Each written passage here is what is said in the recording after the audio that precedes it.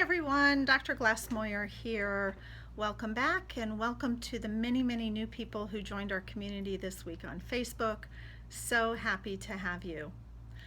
Of the questions that I received this week, there are several that asked me to address the seemingly predictable nature of toxic relationships. Toxic relationships do tend to follow a very predictable pattern. And so we're going to talk about that today. There are three phases. I call them the three F's. The first is the fantasy phase. The second is the forcing phase. And the third is the final phase. So in the fantasy phase, this is where he gets you. Without this phase, smart women like you and I would never get pulled into this type of relationship. In the fantasy phase, this guy courts you like no other. A lot of times people refer this as love bombing. He goes so over the top that he convinces himself and you that this fantasy is reality and the two of you have met your soulmate. What you don't know is that he has carried this fantasy with him throughout the course of his life.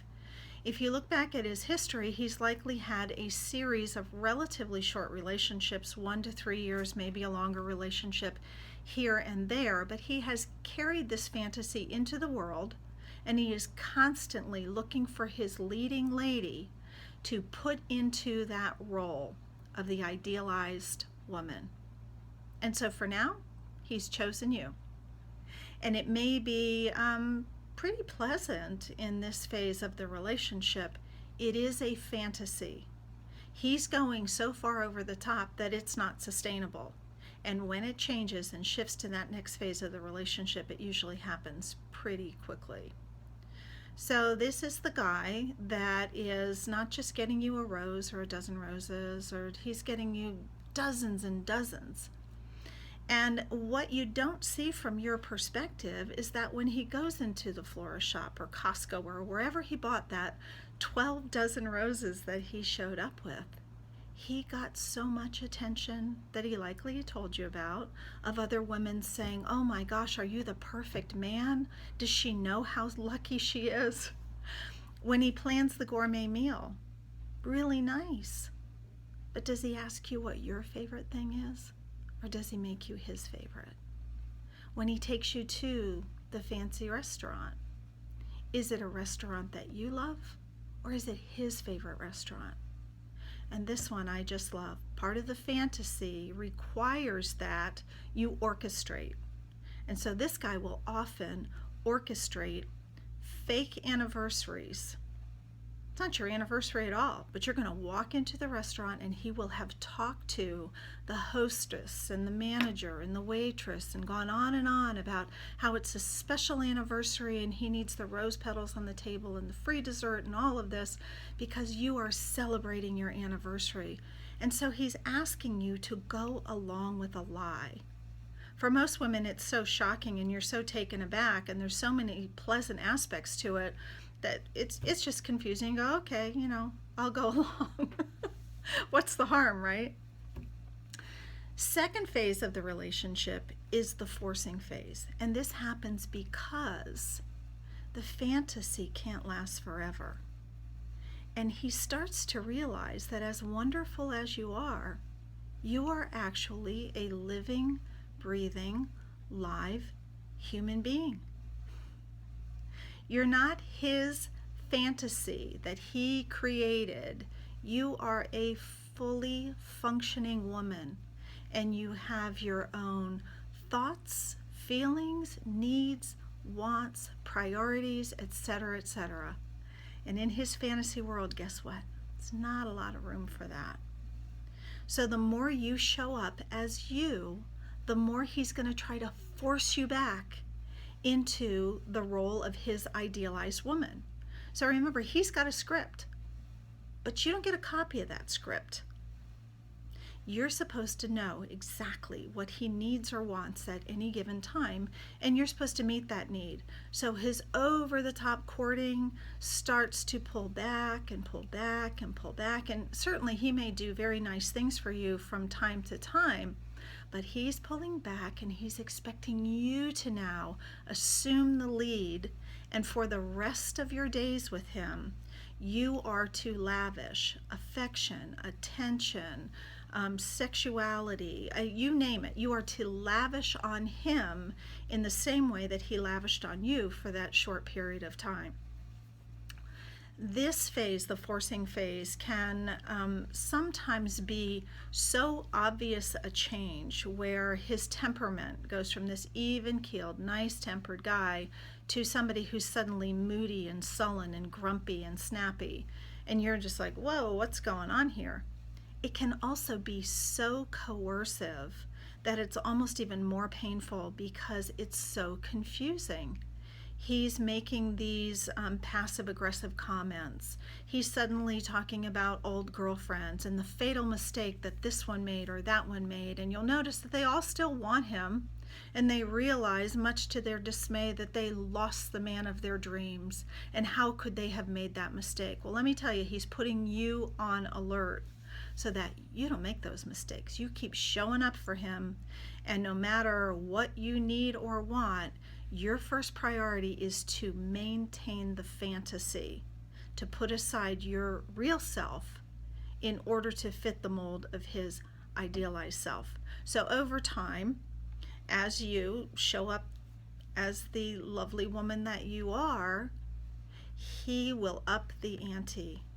And in videos to come, we're going to start talking more and more about the different tactics that he might use during this time.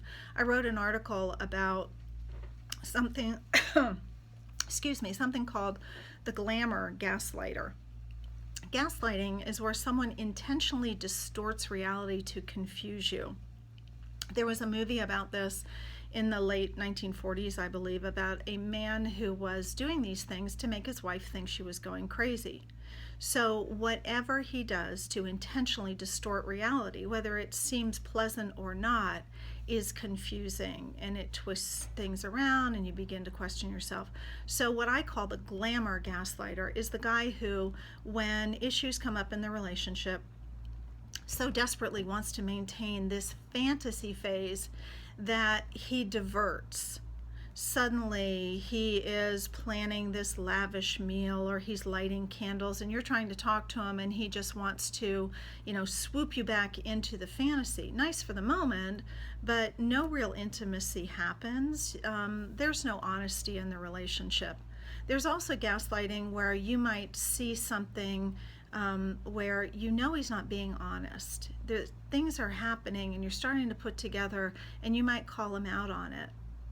And even though you have black and white evidence in front of you, he will deny it. He will deny what's there.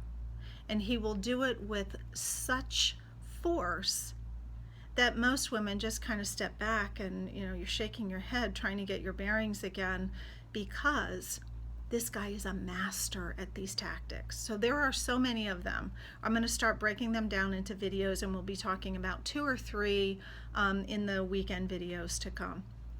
So all sorts of confusion is happening in this middle ground where he's trying to force you back into the idealized fantasy woman that he wanted you to be in the first place. All right, so the next phase is the final phase. This can come abruptly, or it can happen where women get stuck in this phase for a long, long time. This guy, while he's courting you, while he's telling you how much he loves you, while he's telling you that you're the most amazing woman in the world, may also be doing the same with other women. And so all the while, he's comparing how well you fit this role of the idealized woman to how well they fit it. So if suddenly he decides another woman is better at that than you, he can dump you, no explanation, just boom, he's gone. That's really hard, really painful. You're confused, you're hurting, but the worst of it is that these guys don't stay away. If you look at his history and you listen to what he says, there is a harem of old girlfriends who were foolish enough to maintain contact with him and to continue to step into the secondary role of feeding his ego. He feeds theirs. He tells them, oh, my wife isn't meeting my needs, or my girlfriend is this or that. And so he has this never-ending supply. He uses people. He used you in this way in the relationship, and he wants you now to go into that secondary role. So stand by. I talk about no contact for a reason, because this guy will keep coming back and coming back and coming back as long as you let him. So that's one way. He dumps you, he comes back. The other way is that you hear him and you start stepping up your game. And he sees, wow, she's really meeting my needs. She must really love me. And things go through this cycle, very abusive, very painful cycle, where you step it up, things seem to improve for a while, and then he starts using these both overt and covert tactics to coerce you and to force you back away from your true self into that idealized fantasy woman that he wants you to be. So either way, it's painful. But most of the women who contact me are women who have been in these relationships and drawn back into them so much that their self-esteem is lacking. They're confused. They're depleted. Maybe their resources are no longer there, or maybe your lives are just so entwined that it's really complex. Can't just walk away. Maybe you're living together, engaged, married, have children, whatever it is. So it can be complex, absolutely. And yet, as the narcissist in my life used to say, life ain't a dress rehearsal. No, it's not a dress rehearsal.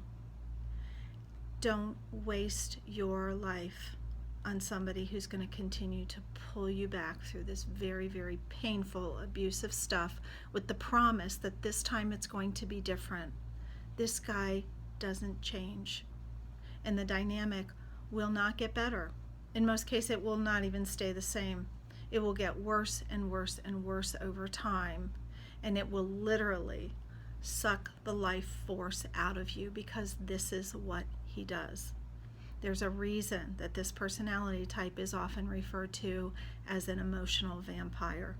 They use people, and there is very, very little, if any, empathy for the impact that this is having on you.